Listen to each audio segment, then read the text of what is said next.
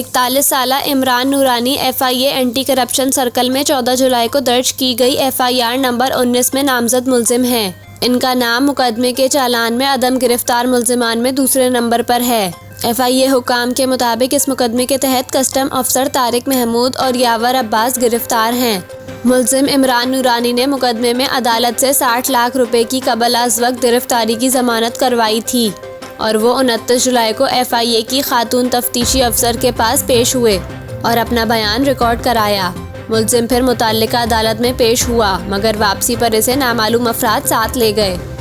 FIA हुकाम का कहना है कि इमरान नूरानी ने 31 जुलाई को अदालत में पेशी पर आना था मगर नहीं आए। आखिरी पेशी 8 अगस्त को थी। गैर हाजिरी पर जज ने इनके वारंट गिरफ्तारी जारी कर दिए। ख़ानदानी ज़राए के मुताबिक 2 हफ्ते गुजर जाने के बावजूद सुराग नहीं मिला। इमरान नूरानी की अहलिया फरहाना ने इस सिलसिले में अदालती चाराजोई भी की है। फरहाना के मुताबिक इनके शौहर इमरान यूसुफ नूरानी सुपारी और छालिया के इम्पोर्टर और डीलर हैं। कोशिशों के बावजूद वो और इनका ख़ानदान मालूम करने में नाकाम रहे हैं कि इमरान नूरानी को कहाँ रखा गया है और वो किस हाल में है। फरहाना ने लापता शौहर इमरान नूरानी की ज़िंदगी के बारे में खदशात जाहिर किए हैं।